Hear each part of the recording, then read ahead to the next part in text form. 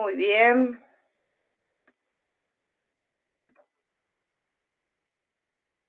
Bueno, están viendo ya imagen, ¿no? Sí, profe. Antes de comenzar, ¿se pasa? ¿Cambia la imagen? Sí, profe. Ah, perfecto. Que no nos pase como el otro día. Bueno, bien, habíamos terminado de ver escápula el otro día, que vimos las posiciones que se utilizan, que es el frente y el perfil, más cotidianamente, y en algunos casos puede ser la oblicua. Y hoy vamos a comenzar para ver los estudios de clavícula. La clavícula también es un hueso muy superficial y ante los traumatismos anteriores o traumatismos de brazo, también caídas laterales sobre el brazo, muchas veces se lesiona, se fractura inclusive. La teoría dice que tendríamos que, para evitar la ampliación, apoyar la zona de la clavícula de manera que esté lo más cerca posible de la película. Pero deberíamos hacer que el paciente tenga contacto con la región anterior del tórax o si lo hiciéramos en decúbito, tendríamos que ponerlo en decúbito ventral. Ahora, es bastante inconveniente hacerlo así porque dado que justamente lo que recién dije, que es un hueso muy superficial, el hecho de la compresión sobre la zona dolorosa le incomoda muchísimo al paciente. Así que por lo general, en la práctica, lo resolvamos como están viéndolo aquí, sabiendo que va a quedar un poquito más ampliado, pero vamos a tener colaboración del paciente. Podríamos hacerlo con el paciente de pie, podríamos hacerlo con el paciente sentado o de cúbito dorsal. Cualquiera de las tres posiciones es válida y es, digamos, bien informativa la imagen después que podemos obtener. Debemos hacer de que la zona medial de la clavícula coincida con el haz longitudinal o con la línea media del Potterbuki o de la mesa de yacimiento, haciendo que el brazo quede extendido al lado del cuerpo. No molesta que la mano esté para un lado, para el otro, para arriba, para abajo, no molesta en la imagen que vamos a obtener de clavícula. Y muchas veces solemos decir al paciente que gire la cabeza un poquito, digamos, hacia el lado contralateral al que vamos a radiografiar por cualquier cosa.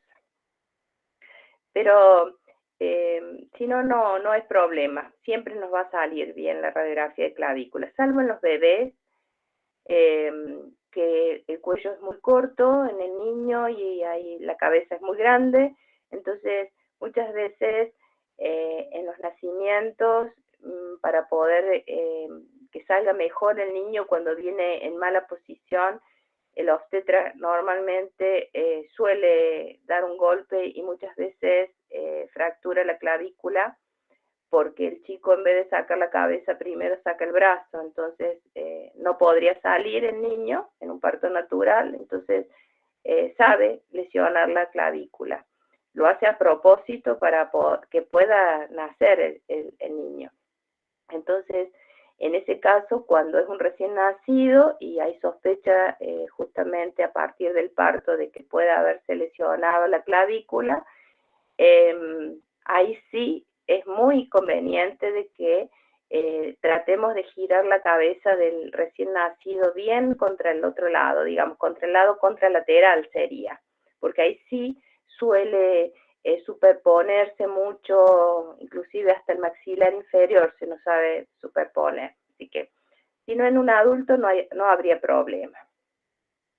El rayo central debe incidir en forma perpendicular sobre el punto medial de la clavícula y utilizamos normalmente un chasis 24x30 en sentido paisado para poder abarcarla en sus dos articulaciones. Por supuesto es muy importante marcar la derecha y a la vez pedir al paciente que en el momento del disparo no respire, o sea, haga apnea respiratoria. Aquí están viendo con un paciente de pie, con el brazo colgando al lado del cuerpo, y la imagen que obtenemos es una imagen donde, si bien se ve bien la clavícula, hay zonas en la parte proximal, sobre todo, en la mitad proximal de la clavícula, que suele superponerse bastante con los arcos costales, entonces muchas veces molesta un poquito en la imagen.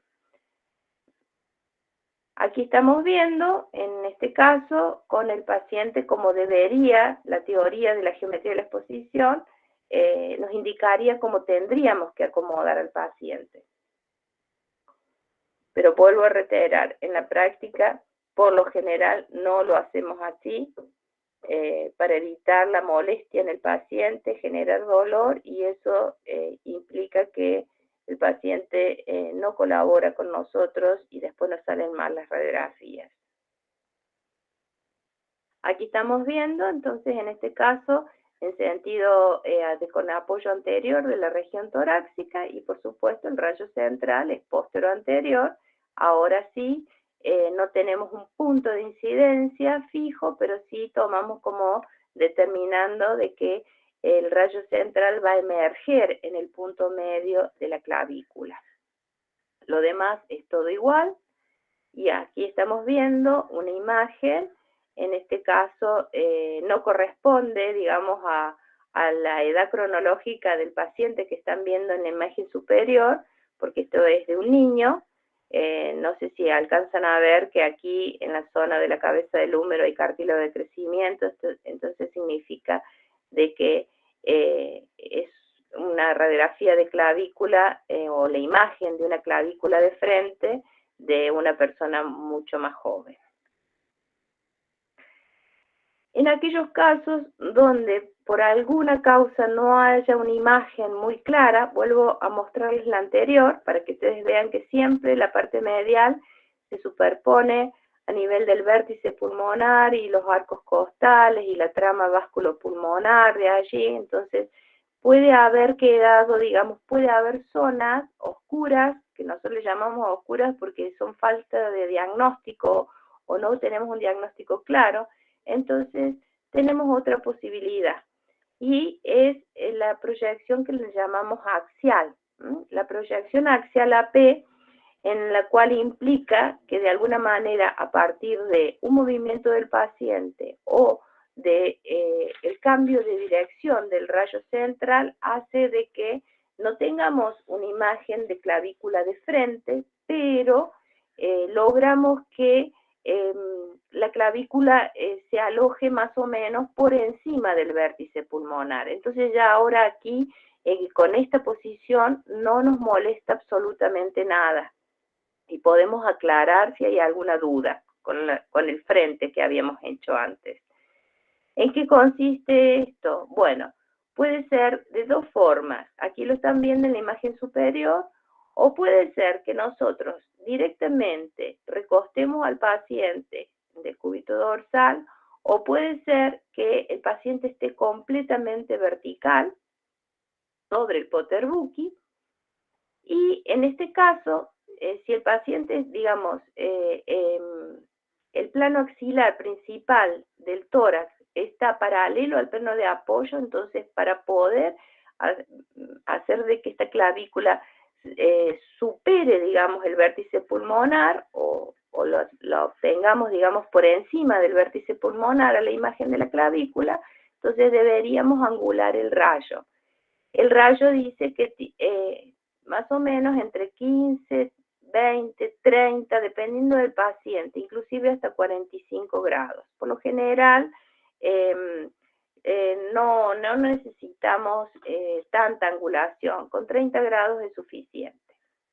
Entonces, esa sería una modalidad, angulando el rayo, o sea, manteniendo la misma posición que hicimos para el frente, pero angulando el rayo.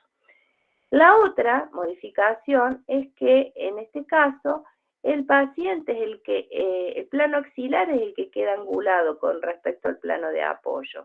El plano principal del tórax es el que queda angulado. Entonces, cuando nosotros le pedimos al paciente, para poder obtener esta imagen, ya no la podemos hacer en decúbito. O el paciente tiene que estar sentado, o el paciente tiene que estar de pie. Entonces le pedimos que haga un paso hacia adelante y después que incline su cuerpo de manera que apoye nada más que la región de los hombros. Ven que la zona lumbar queda sin contacto. Entonces, con eso logramos de que el plano axilar principal empiece a tener una angulación de 25 grados aproximadamente y cuando logramos que el paciente llegue a esta posición, entonces no necesitaríamos angular el rayo o simplemente con 5 grados más o menos sería lo más conveniente. Entonces, o angulamos el rayo con el paciente igual que la posición de clavícula de frente, con una angulación bastante importante, o de lo contrario, el plano axilar es el que se angula, y eso hace de que nos permita evitar tanta angulación del rayo. Cualquiera de las dos opciones son válidas, salen igual, salen bien, y de alguna manera la información que nos da, si bien no es una imagen representando, digamos, a este hueso de frente, sino que es en forma axial, pero nos aleja de la superposición de toda la estructura torácica y eso hace de que nosotros tengamos una mejor calidad diagnóstica. Entonces, muchas veces necesitamos hacer esta técnica. También la podríamos hacer en sentido contrario, o sea, hacer la axial PA en vez de AP, y lo que deberíamos hacer, y si bien el paciente debe colaborar en este caso, colocarlo de decúbito ventral, y ahora el rayo es el que se angularía en sentido caudal, en vez de cefálico, como lo hicimos antes, también con la misma angulación, haciendo de que el rayo emerge a nivel de la clavícula en estudio. Fíjense cómo aquí inclusive está el paciente de cúbito ventral y cómo se le ha pedido que gire la cabeza hacia el lado contralateral para despejar toda la zona que queremos radiografiar. Cualquiera de las opciones es válida siempre en cuanto, digamos, el paciente colabora. Para mí, la mejor opción son todas las proyecciones AP.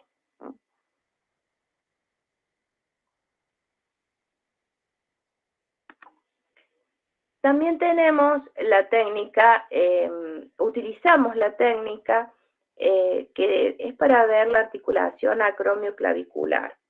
Ya no es la clavícula en sí, sino la articulación. ¿Por qué?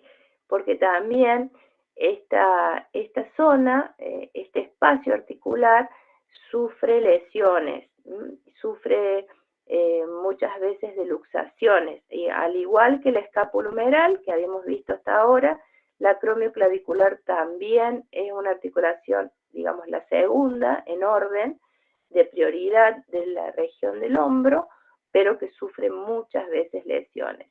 Yo siempre doy el ejemplo de cuando, por ejemplo, uno va en el colectivo tomado del pasamanos superior y de golpe el colectivo frena y es como que la misma presión hace tanta tracción del brazo y nosotros por sujetarnos para no caernos, que esa tracción hace que se luxe esta articulación acromioclavicular.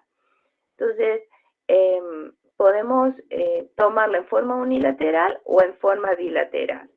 Si la queremos hacer en forma bilateral, que nos serviría de mucho porque tiene que ser, digamos, esto nos permite evaluar en forma comparativa la que tiene la sospecha de lesión y la que sería normal.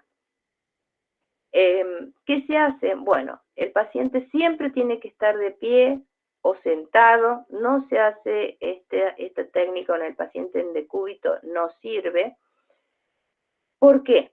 porque más allá de acomodarlo, digamos, de pie, de manera que los brazos, el mismo peso de los miembros superiores, hagan de que si esta articulación está luxada, se abra ese espacio articular por el mismo peso del brazo, muchas veces también se acompaña dándole al paciente de manera que sujete pesos.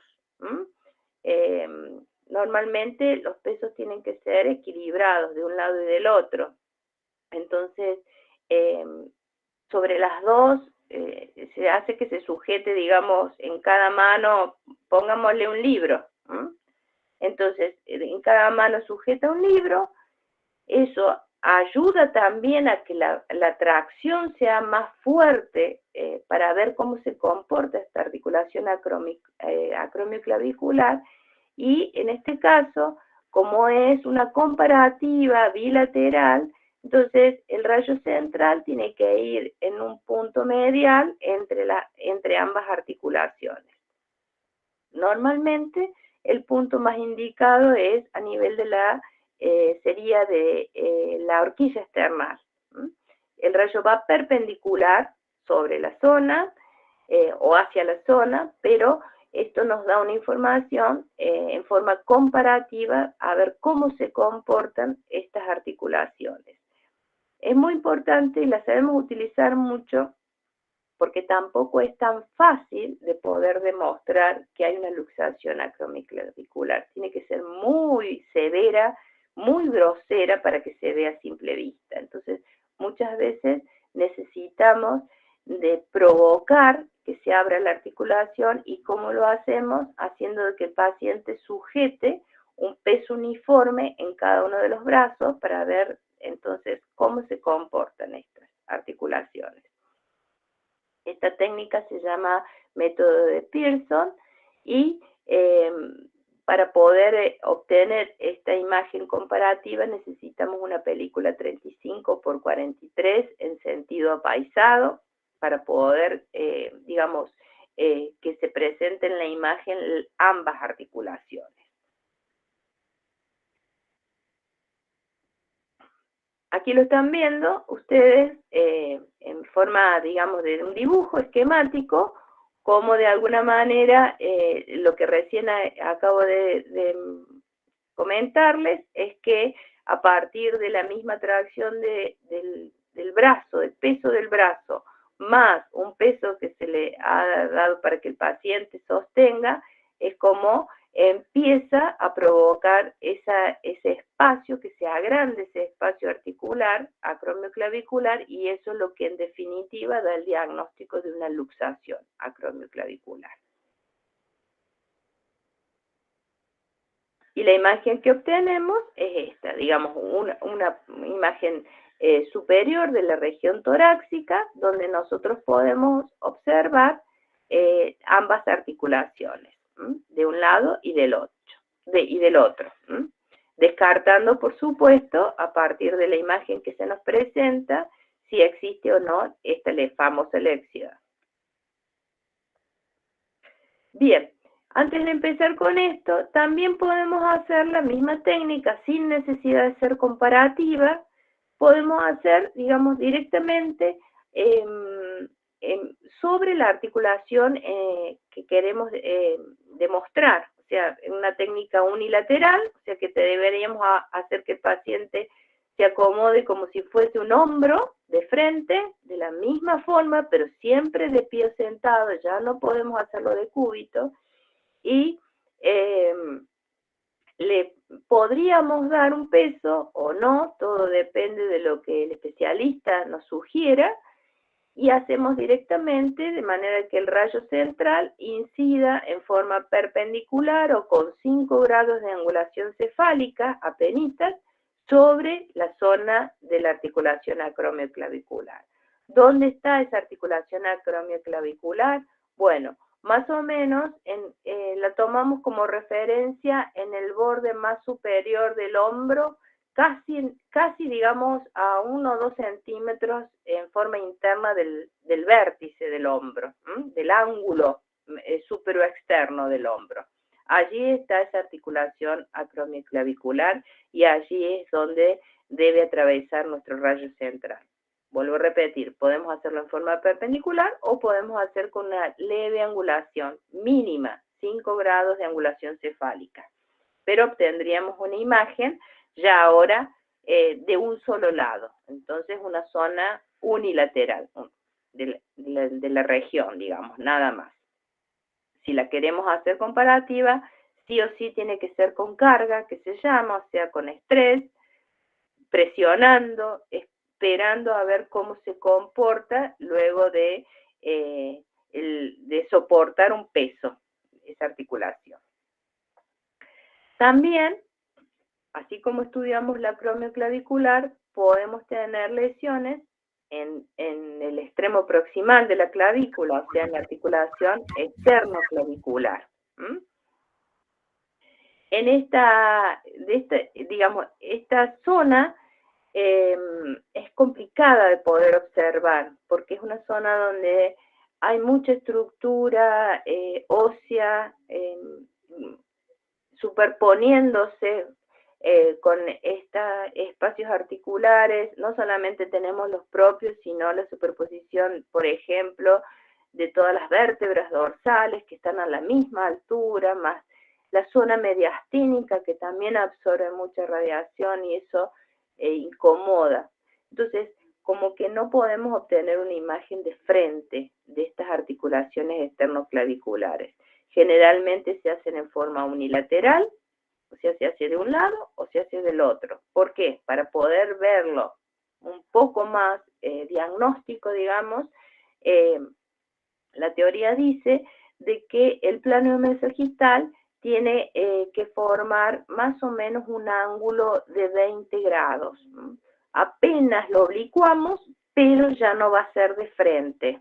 Entonces, ¿cómo podemos hacerlo? Bueno, si el paciente lo colocamos de cúbito ventral, dice que lo que debe apoyar es el lado contralateral. Miren, imaginémonos que este es el paciente y en este caso ha apoyado toda la región o lateral del lado derecho. Entonces, en realidad, cuando apoyamos este lado derecho es para poder obtener la imagen correspondiente a la articulación externoclavicular del lado izquierdo.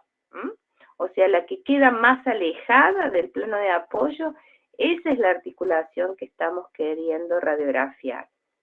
Entonces dice que si nosotros colocamos al paciente de cúbito ventral, va a apoyar el hombro y el brazo y la pierna y la cadera del lado contralateral, elevando el lado a estudiar.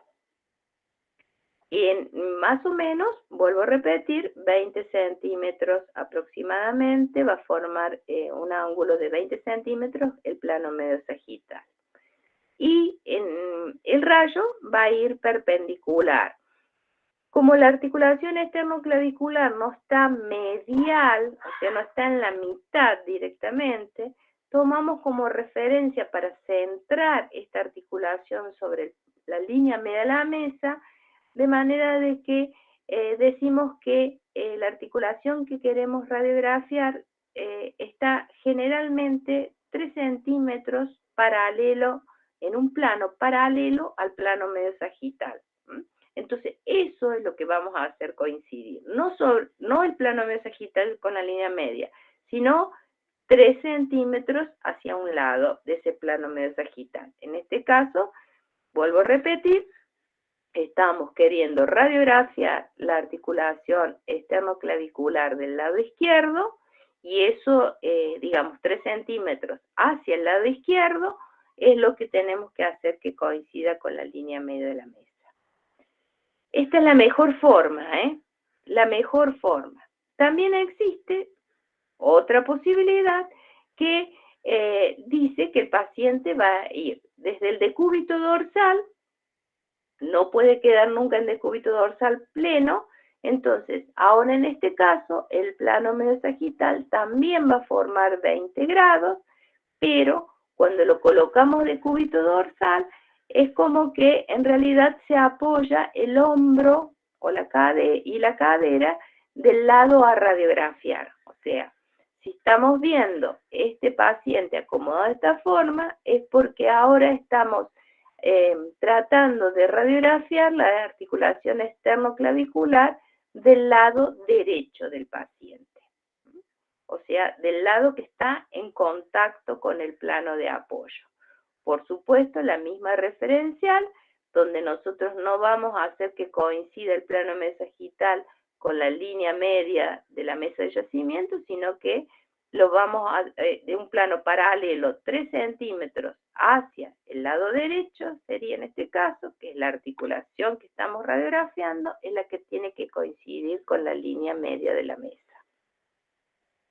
Por supuesto que si nos piden ambas articulaciones externoclaviculares, tendremos que hacer los movimientos inversos para una y para la otra, todo dependiendo de lo que querramos, qué articulación nos están pidiendo.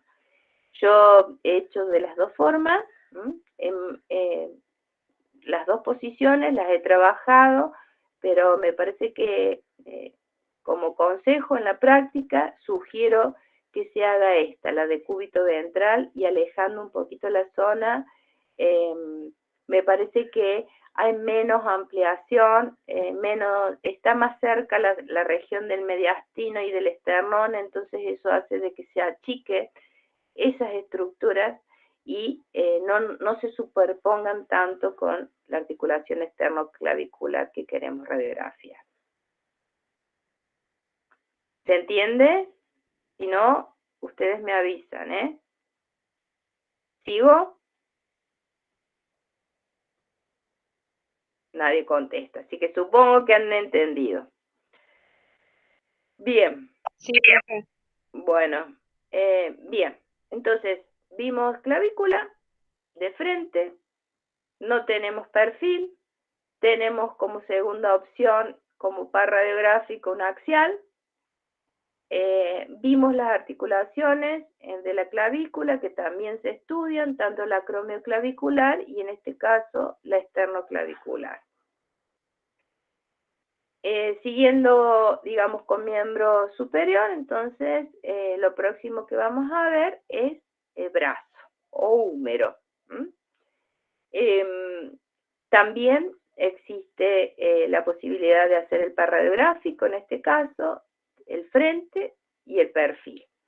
Si quisiéramos ver el húmero de frente, entonces dice que el paciente puede estar de cúbito dorsal, puede estar sentado o puede estar de pie, abriendo levemente el brazo. Ven que no está apoyado completamente sobre la cadera, sino que lo separa un poquito al brazo de la región torácica y, muy importante, que apoye el hombro completamente y que también apoye la región del antebrazo.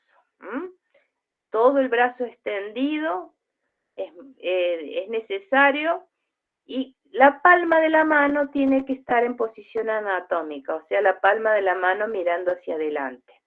De esta forma vamos a obtener una imagen de frente de este hueso. Hueso muy largo, hueso que necesitamos películas de las más grandes. Hay veces que la 30 por 40 y hay veces que la 35 por 43. Y hay veces que ni siquiera en este tamaño, que es el más grande que podemos tener en un servicio de diagnóstico, nos sale de extremo a extremo. Entonces la teoría dice que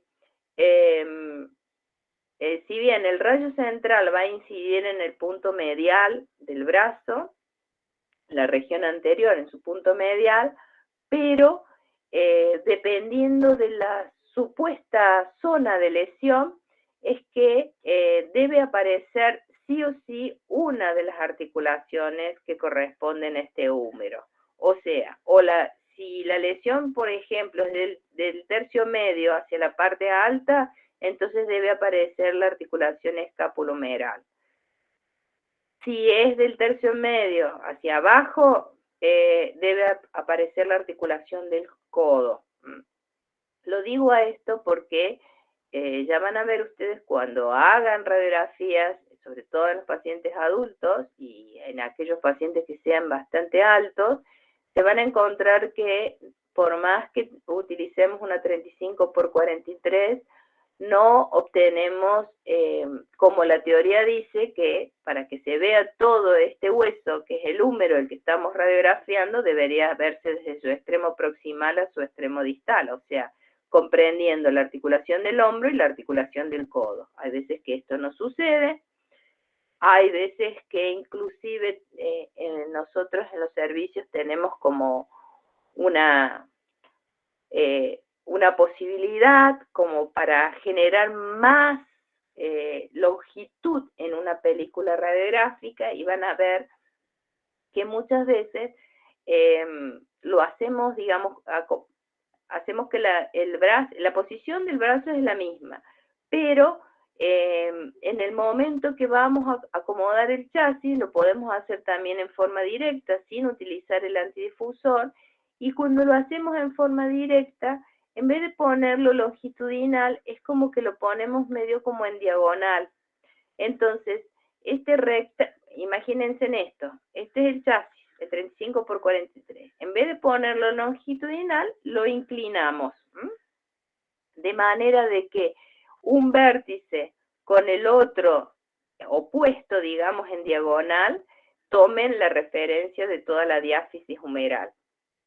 Con eso se pueden conseguir aproximadamente unos 2 a 3 centímetros más de imagen. Pero hay veces que tampoco conseguimos eso.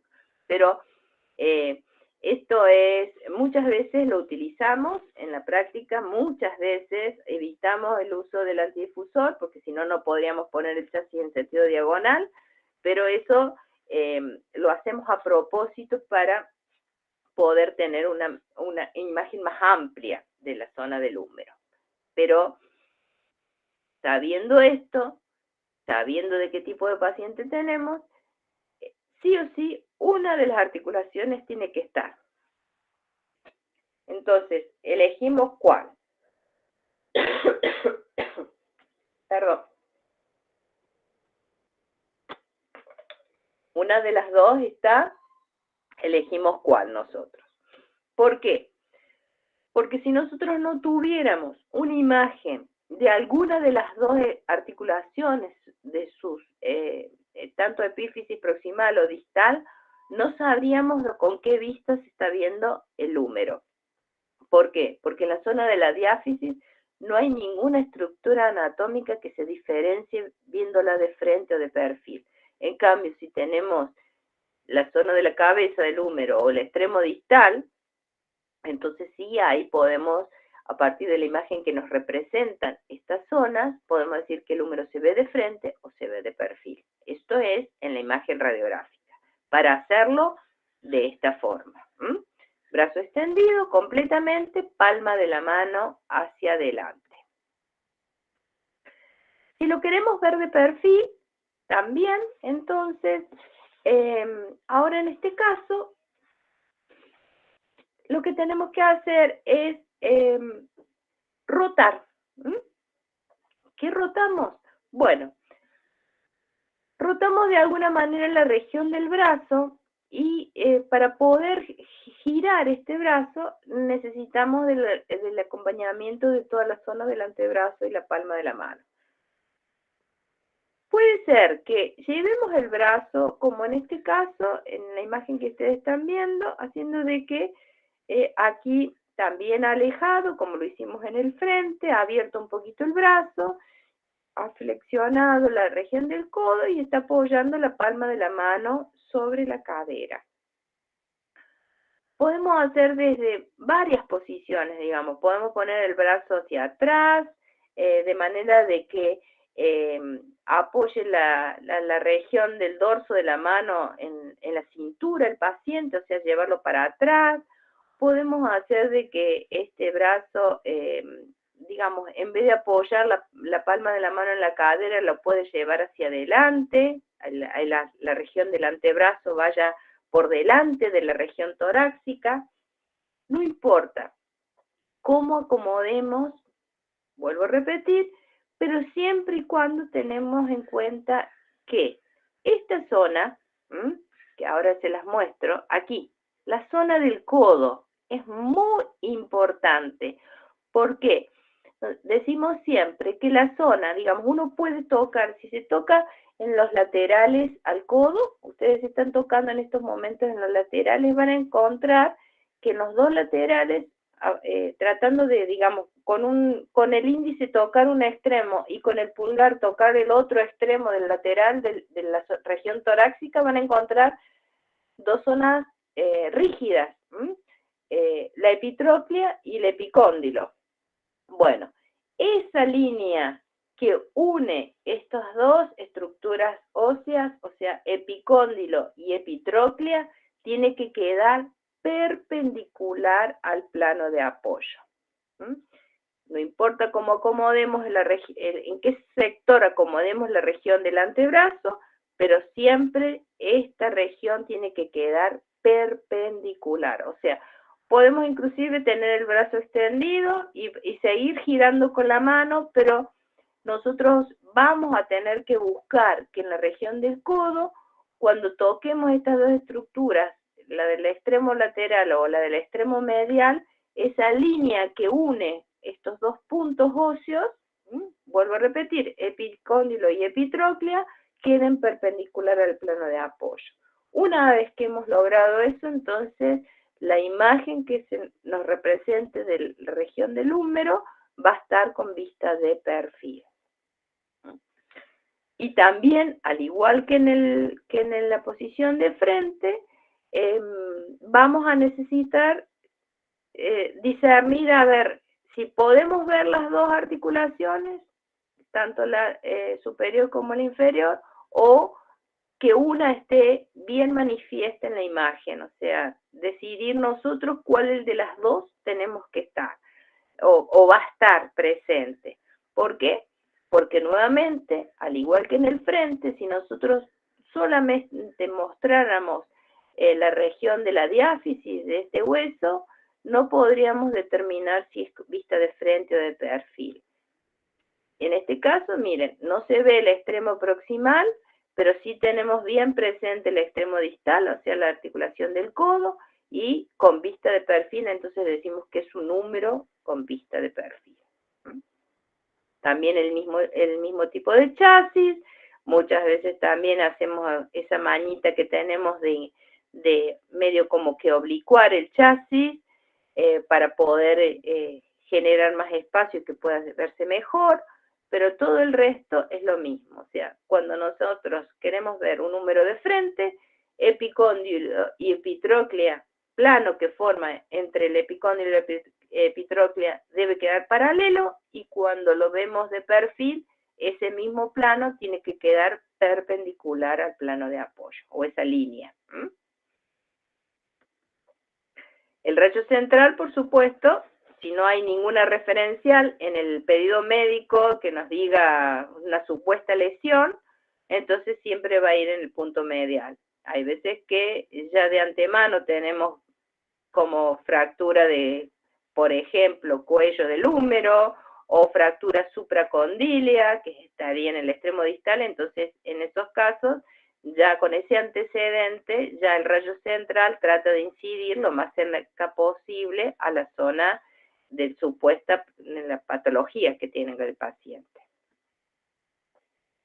También podemos utilizar la misma técnica que teníamos como hombro transtorácico, pero en este caso para ver brazo transtorácico. Con las mismas características, que no tenemos una imagen realmente muy diagnóstica, porque hay mucha superposición de imágenes, pero en el caso de que el paciente de alguna manera no pueda movilizar, o sea, no pueda rotar, porque sea muy doloroso este movimiento, o sea, no pueda rotar la palma de la mano para llevarla hacia atrás, o mover toda la región del brazo y el antebrazo para tratar de que quede con vista de perfil. Entonces, desde la misma posición que hicimos para ver el húmero de frente o el brazo de frente, o sea, con la palma de la mano hacia adelante, lo único que hacemos es girar, manteniendo siempre la palma de la mano hacia adelante, pero girar el paciente de manera que el plano medio-sagital ahora me quede paralelo al plano de apoyo. Una vez que hice eso, el rayo central ya ahora va a incidir más o menos en la región medial del esternón o a la altura del apéndice sifoides, que sería el punto medial de la zona del húmero, en forma perpendicular, y obtendría también una imagen del húmero con vista de perfil, pero bueno, con estos pequeños inconvenientes de que no tenemos mucha claridad en la imagen diagnóstica. Pero si mi paciente no puede movilizar el brazo, no puede rotar la mano, entonces la única forma de mostrar esta región con vista de perfil es hacer esto, en forma transtorácica. Bien.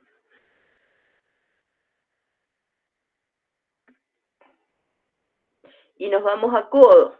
O sea que en brazo hay dos posiciones, tanto el frente como el perfil, no hay otra. Aquí sí, ya es una articulación un poquito más compleja, así que van a ver que tenemos bastantes posiciones para poder estudiarla en forma más amplia.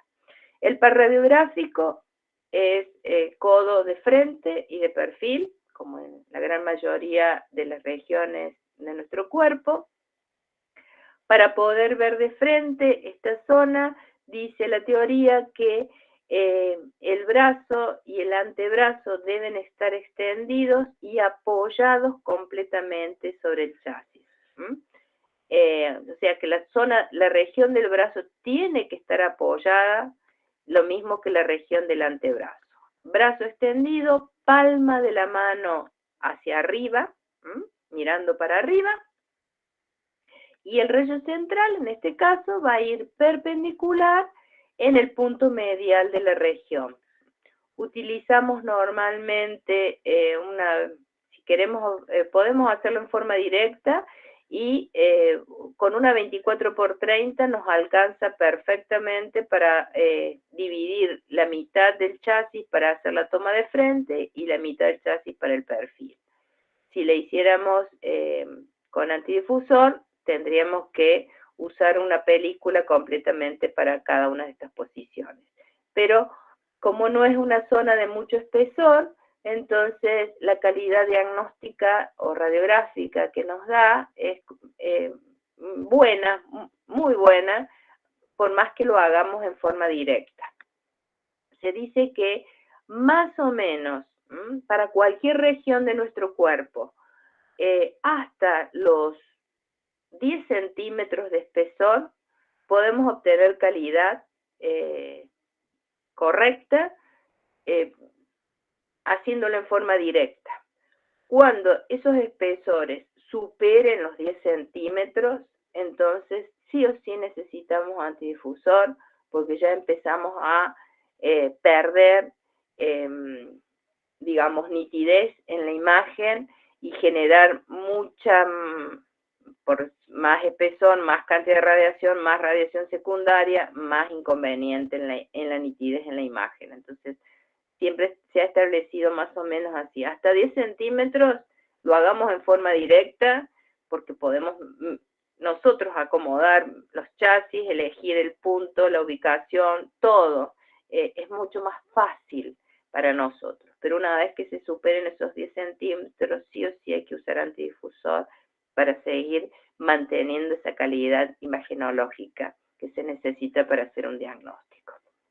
Entonces, vuelvo a repetir, brazo totalmente extendido, antebrazo totalmente extendido y apoyando completamente las dos regiones, brazo y antebrazo, palma de la mano hacia arriba, y esta es la imagen que vamos a obtener de esa vista de frente del codo, donde Si está en buena posición, vamos a poder ver perfectamente este espacio articular que están ustedes viendo, entre la zona del cóndilo y la cabeza del radio, y entre la zona de la tróclea y la región del cúbito, de la apófisis coronoide del cúbito, o perdón, el surco cubital.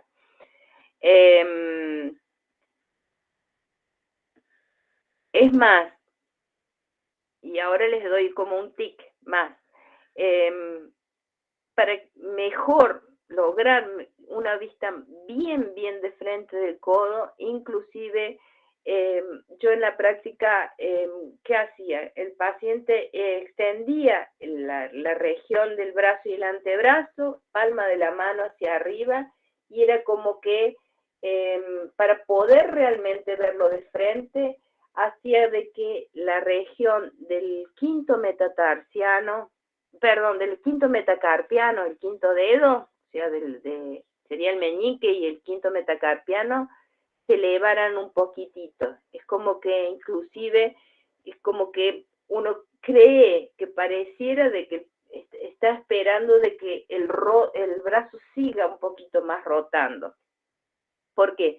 Porque cuando nosotros extendemos, y si ustedes en estos momentos lo están haciendo a medida que me van escuchando, extienden su brazo y ponen la palma de la mano hacia arriba, se van a encontrar que la región del codo no queda realmente de manera que esa línea de epicóndilo y epitróclea quede paralelo al plano de apoyo.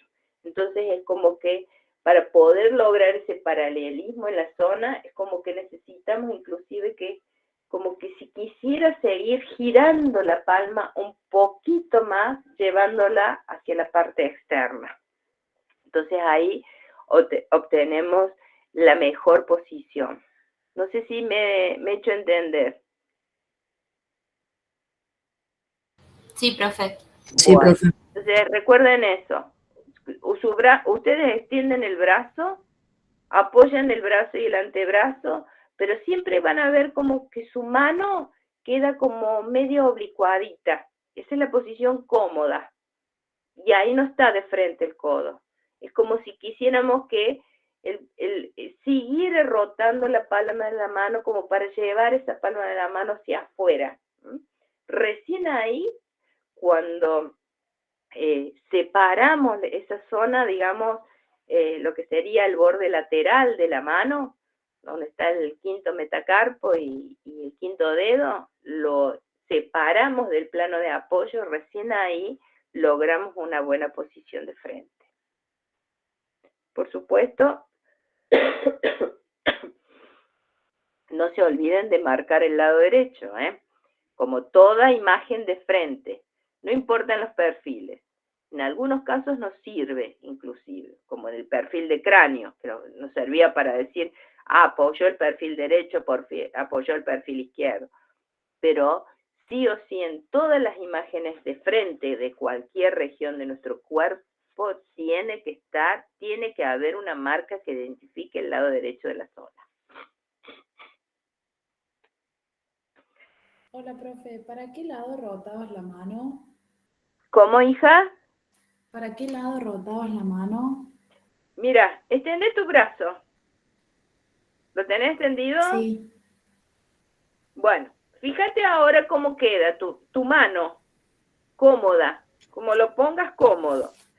Seguramente vas a notar de que es como que la mano no está bien apoyado el dorso de la mano, sino que vas a encontrar que es más, vas a estar apoyando la región dorsal del quinto metacarpo, y como que la región del primer dedo, el dedo pulgar, está como medio inclinadito. Bien. Bueno, es como que necesitas seguir girando la mano como si la quisieras llevar hacia afuera. Es un movimiento bastante incómodo. Y entonces, cuando seguís girando la mano y hacemos de que apoye bien el dorso de la mano, inclusive se separe un poquito la región dorsal del quinto metacarpo, del plano de apoyo, recién ahí la región del codo está bien apoyada para poder que se vea de frente. Como si la quisieras la mano para adelante y a la vez como si quisieras seguir rotándola para que quede la palma de la mano hacia afuera. Eso sería. Bien, gracias. Bueno, y su par radiográfico, el codo con vista de perfil. La teoría también dice que en este caso perdón, estoy recontra engripada. En este caso dice, miren, el paciente está sentado al lado de la mesa y debemos hacer de que apoye toda la región del brazo completamente y la región del antebrazo, formando, dice, un ángulo de 90 grados entre antebrazo y brazo, haciendo que apoye la zona del quinto metacarpiano. O sea que la mano queda de perfil también, apoyando el quinto metacarpiano. Aquí la están viendo de nuevo. Apoya el brazo, apoya el antebrazo completamente y apoya la mano de canto, el quinto metacarpiano. No se olviden de eso porque muchas veces esta de poner la mano de canto o poner la mano de perfil, nos olvidamos. ¿Y qué pasa? Recuerden que allí en el codo está una de las articulaciones trocoides que tenemos de nuestro cuerpo. Entonces, si nos olvidamos de poner la mano de canto, y lo cómodo sería que apoye la palma de la mano, porque así nos acomodamos nosotros en una posición anatómica cómoda para el ser humano, entonces no estaría la imagen de codo con vista de perfil, no se ve, se empieza como a rotar todo. Por supuesto, no se rota la región del húmero, pero sí se rota, empieza a rotarse su propio eje, el cúbito y el radio, porque ahí está una trocoide. Entonces, a partir de eso, nosotros giramos nuestra mano para adelante, para arriba, para abajo, para atrás, pero no lo hacemos con la región del carpo o la de la mano, lo hacemos aquí. Aquí está la articulación que nos permite hacer este giro de nuestra palma de la mano. Entonces, miren, esto está bien, porque miren cómo en este caso este paciente, su brazo está bien, en la región del hombro casi está paralela al plano de apoyo. Miren este otro paciente. El paciente está sentado, pero miren dónde está el hombro y miren dónde está el codo. Esto implica que en el momento de que yo haga esta radiografía de codo, el húmero, digamos, el plano principal del húmero no va a quedar paralelo al plano de apoyo, sino que está inclinado. Entonces después, pequeñas cositas, pequeños detalles hacen que nuestra radiografía, en este caso de codo perfil, no salga correctamente. La teoría dice que cuando nosotros hemos acomodado, como la imagen que tenemos aquí a la izquierda, completamente apoyando el brazo, muchas veces le tenemos que pedir al paciente que se agache, se sienta pero se agacha inclusive más para poder adquirir esta posición, o sentarlo en un banquito muy bajito para que el hombro nos quede a la altura de la mesa. Entonces, una vez que hicimos eso y apoyamos las dos regiones, brazo y antebrazo, con el rayo perpendicular en la región del codo, la teoría dice que el control de calidad es que tiene que aparecer este espacio en forma clara. La articulación entre el cúbito y el húmero. Si no se ve ese espacio articular, quiere decir de que pasó algo como esto. Si bien formó el ángulo de 90 grados, apoyo el canto de la mano, apoyo totalmente el antebrazo, al no haber apoyado bien el brazo, el eje principal del brazo no está paralelo al plano de apoyo, entonces nunca se ve ese espacio articular. Entonces, son pequeños detalles que hay que tener en cuenta para tener una excelencia en nuestra calidad profesional. Por supuesto, nuestro chasis puede ser 24×30, si lo queremos hacer, no sé si alcanzan a ver la zona, la región, el espacio que ocupa esta región, o sea, tranquilamente divido el chasis en la mitad, obtengo en una mitad el perfil y en la otra mitad puedo obtener, haciendo, digamos, achicando el campo al radiar, puedo obtener la imagen de frente, tranquilamente. Bien, cuando hay zonas, vuelvo hacia la anterior. Mire, y vuelvo a la anterior. Muchas veces aquí en la región del radio, donde nosotros, la cabeza del radio, o sea, en el codo, digamos, las fracturas más comunes son esta que se llama supracondilia, que se produce aquí, en el húmero, en la porción distal, se fractura el húmero así. Dependiendo del tipo de traumatismo, se fractura el cúbito. Aquí, en la región del olecrano, es muy común. O se fractura en la región de la cabeza del radio, en el cuello del radio.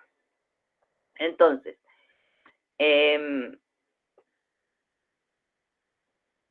si fueran este tipo de lesiones, sobre todo en la región de la cabeza del radio, ustedes van a ver que no se ve completamente en el frente la cabeza.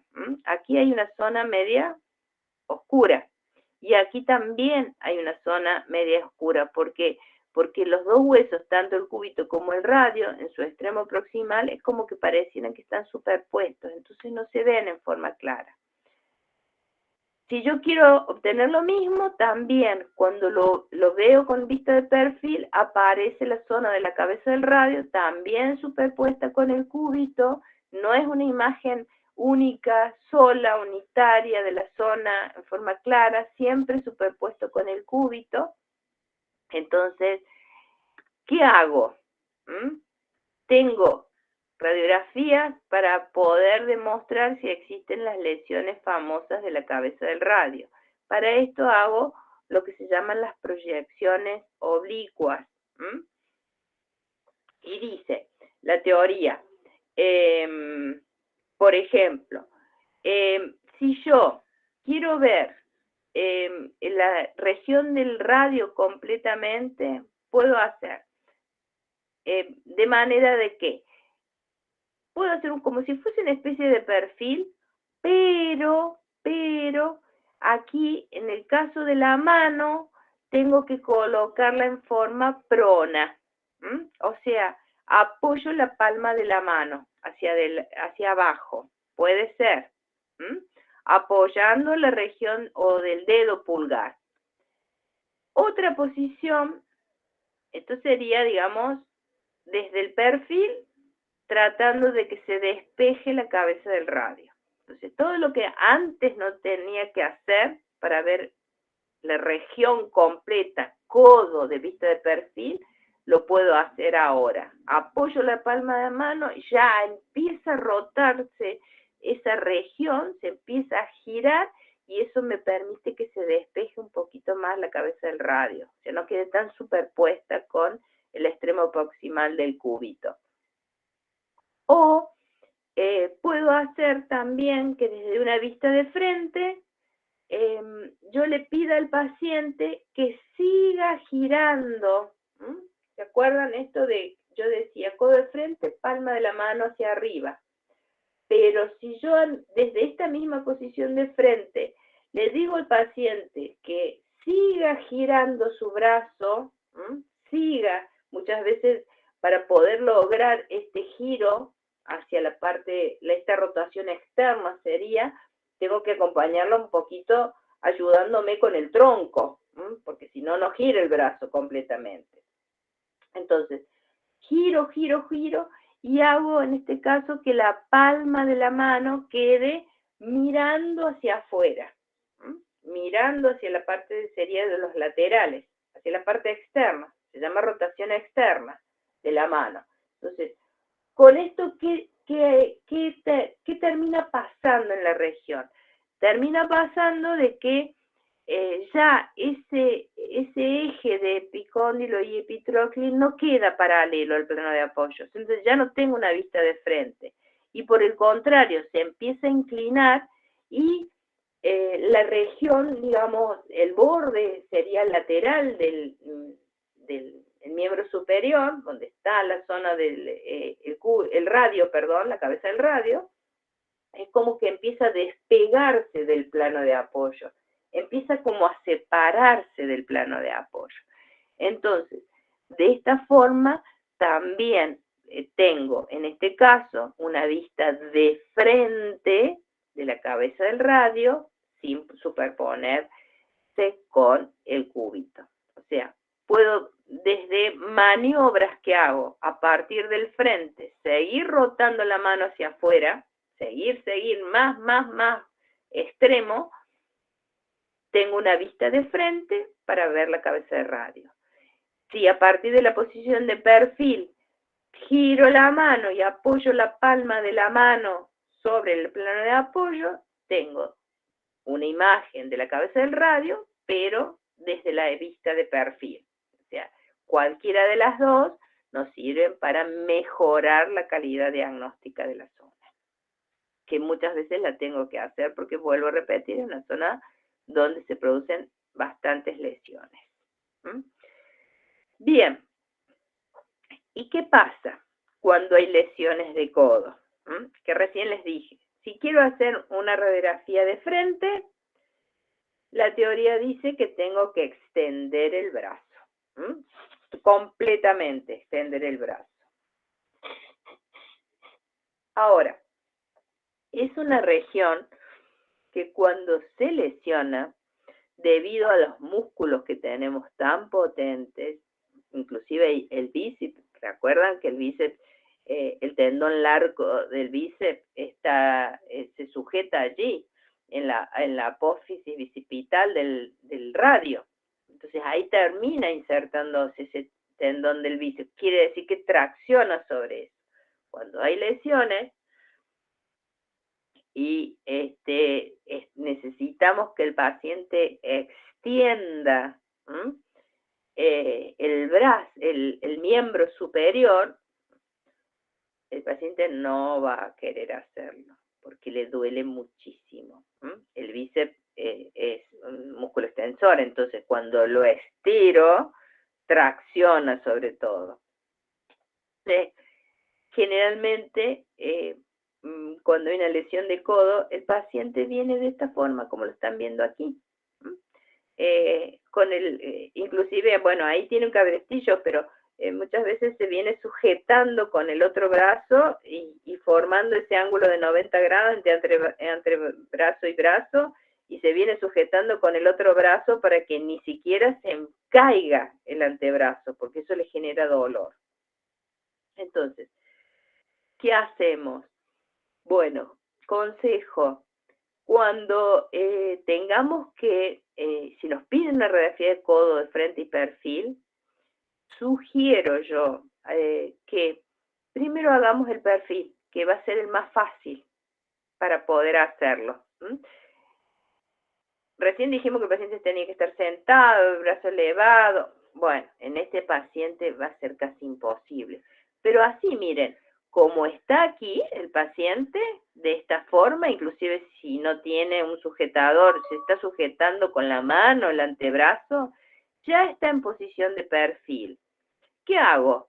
Miren, le meto el chasis acá atrás, entre medio del tórax y de la zona del codo, o sea, se lo interpongo entre las dos regiones, y lo hago en forma directa, lo hago paradito, lo hago sentadito, y la sugerencia es esa.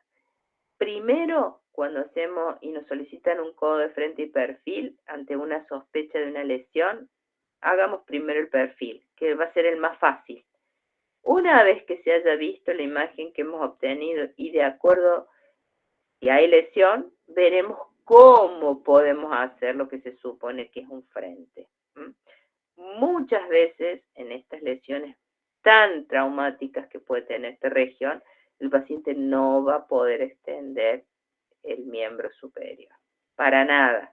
Entonces, la idea es que no vamos a obtener una imagen completa de codo, con sus dos regiones completamente con vistas de frente. Entonces, a partir de lo que se ve en el perfil, lo que nosotros sugerimos es que, bien, si supongamos que la lesión estuviese en la región del cúbito y el radio, bueno, pondríamos el chasis acá abajo, ponemos el chasis acá abajo, y el rayo va a ir perpendicular directamente a esto, a la región del antebrazo. Entonces, ¿qué vamos a obtener?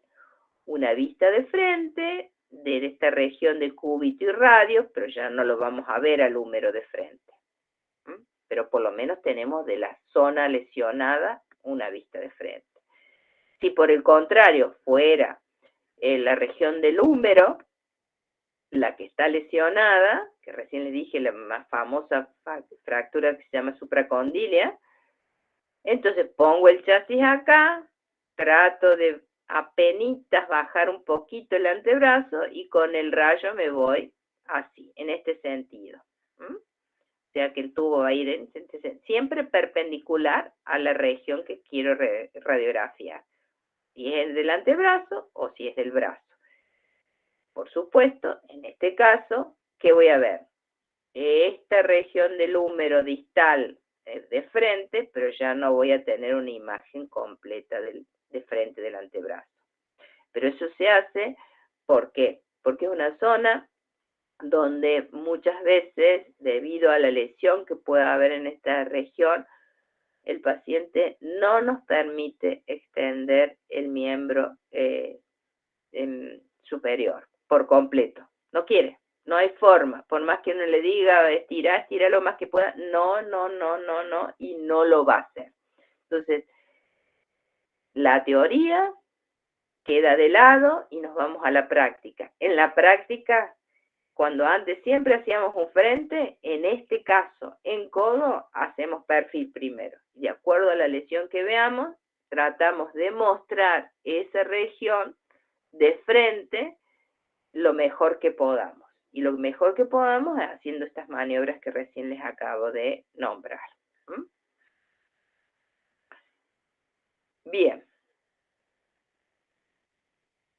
¿Alguna duda? ¿Se entendió lo que les dije? Sí, profe. Bueno, entonces puedo continuar. Bien. Ahora, iba a terminar con codo, pero me parece que ya estamos casi a las 8, así que vamos a dejar esta la última. Dentro de las anomalías que pueda tener esta articulación, porque ya hablamos de articulación, no estructuras óseas, articulación. Esta articulación que, digamos, también es una de las más fuertes que tenemos en nuestro cuerpo humano, en la donde se genera mayor cantidad de movimiento, donde pueden generarse lesiones a partir de los movimientos. No estamos hablando de traumatismo, a partir de los movimientos. Hay una lesión que es muy común en la zona del codo que se denomina bursitis. Se escribe con B larga y S, bursitis. Viene de bursa, viene de bolsa. Y viene justamente de que muchas veces hay procesos inflamatorios o lesiones que se producen en la articulación del codo, no en los huesos, sino en la cápsula articular del codo, donde hay pérdida de líquido sinovial. Entonces, esta pérdida de líquido sinovial o estos edemas que se generan, recuerden que, digamos, la cápsula articular, que es la que encierra la articulación en sí, más allá de tener ligamentos y cosas que sujeten, ¿no? Tiene líquido sinovial. Pero también en los grandes músculos que tenemos de nuestro cuerpo y sobre todo aquellos músculos que están muy cerca de las regiones articulares como esta, que es una articulación muy potente, hay tanta fricción entre un músculo y otro, de acuerdo al género, digamos, con que funcionen, si es extensor o depende del género, digamos, o para qué sirve este músculo. Entonces hay como una fricción constante en los músculos. ¿Qué pasa? La anatomía es muy sabia y para evitar ese desgaste o esa fricción, generalmente coloca pequeñas bolsas sinoviales, pequeñísimas bolsas sinoviales, entre una capa muscular y otra. Entre un músculo flexor y un extensor, por ejemplo. O sea, hay pequeñas almohadillas de líquido sinovial. A eso se llama bursas. Bursitis viene de inflamación. La palabra itis es inflamación, en este caso de una de esas bursas. Entonces, sobre todo en algunos, digamos, o trabajos o deportes donde trabajamos mucho, por ejemplo, con estas articulaciones, suelen empezar a dañarse esas bursas. Entonces, esta palabra, este diagnóstico bursitis, implica ver qué pasa con esas lesiones que no son propias del hueso en sí, sino de las regiones periféricas de la articulación.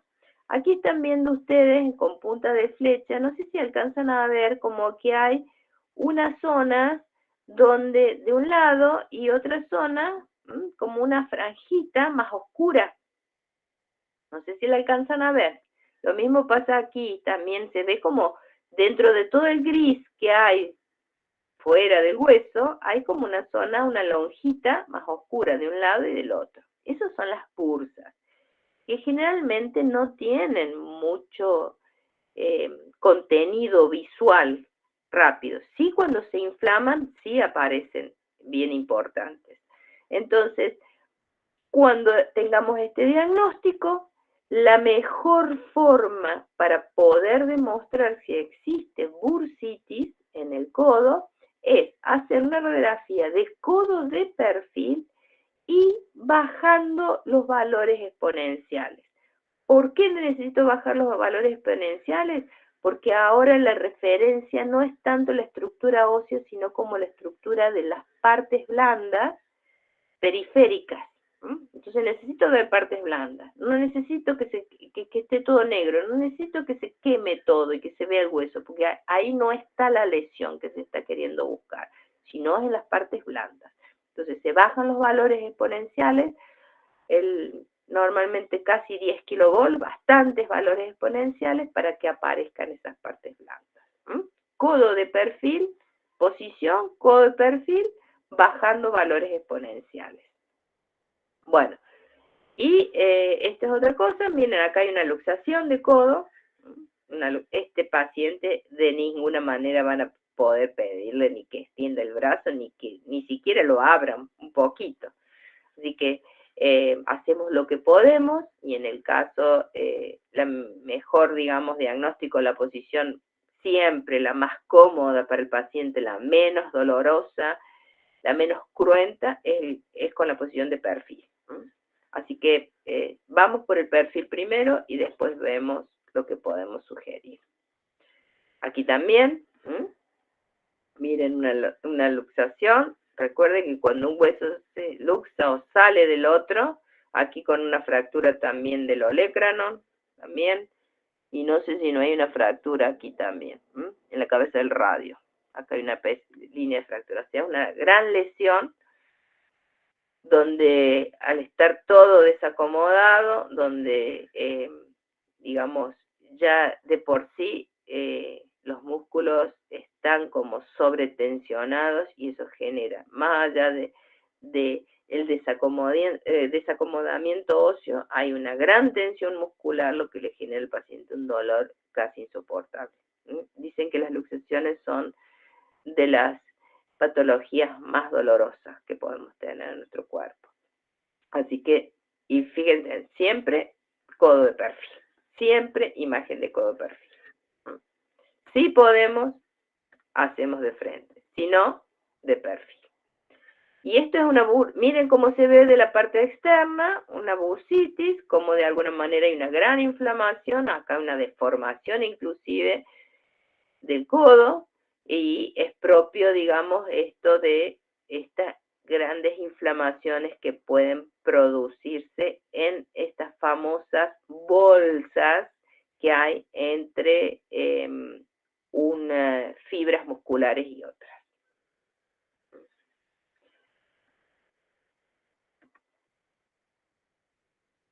Bien, aquí está esta lateral externa, esta oblicua, que yo les dije, que es la oblicua externa. Miren cómo de alguna manera se ha separado todo el lado, vendría a ser el lado,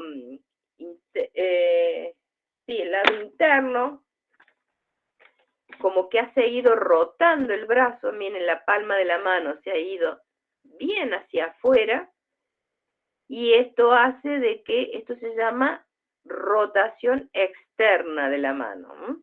Sigue girando sobre su propio eje todo el miembro superior, y miren, el paciente está acompañando esta rotación, tratando de que con el mismo tronco también acompañe para que pueda llevarse este movimiento. Rotación externa, palma de la mano bien hacia afuera, lo máximo que se pueda, y en este caso nos sirve para ver la cabeza del radio, ya ahora sin la superposición del cúbito, o sea, se despeja.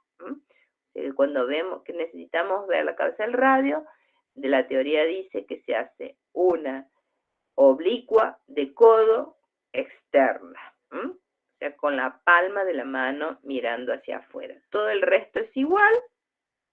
El chasis, el rayo incide perpendicular en el punto medial del codo, pero la maniobra es esta, para poder despejar todo lo que es la cabeza y el cuello del radio desde la superposición con el extremo proximal del cúbito. Por el contrario, si yo extiendo el brazo y la palma de la mano va hacia abajo, apoya la palma de la mano, entonces también se produce una oblicuación, o sea, oblicúa la zona, ya no está de frente, por más que tenga el brazo extendido, solo de poner la palma de la mano hacia abajo, ya esa región se ve o se ubica en posición oblicua, y esta oblicua con rotación medial que se llama, o sea, o interna, cualquiera de las dos formas está la denominación. Esta es la posición cómoda, la otra es muy incómoda para el paciente, esta es la más cómoda. Para esta, digamos, la utilizamos para dar una información un poco de todo lo que es el olecrano, con lo que vendría a ser la cavidad sigmoidea mayor más el olecrano, desde otra vista también, porque en el frente no se ve completamente el olecrano, en el perfil, si bien se puede llegar a ver, tampoco es una imagen totalmente despejada de esta región del olecrano, que también dijimos que era una de las zonas donde más se lesiona en el codo, donde más se fractura. Entonces tenemos como una tercera opción, más allá del frente y el perfil de codo, tenemos la oblicua de codo, la oblicua interna de codo, que se hace como la imagen que están viendo ustedes, que nos sirve para tener o una imagen desde otra óptica diferente, desde otra visual diferente de la zona del olecrano. O sea que las oblicuas se hacen específicamente como técnicas particulares. La externa para ver el radio, la cabeza del radio, y la interna para ver la zona del olecrano. Bueno, creo que hasta acá vamos a llegar. Sí, señor. Hasta aquí vamos a llegar. Mi garganta no da más.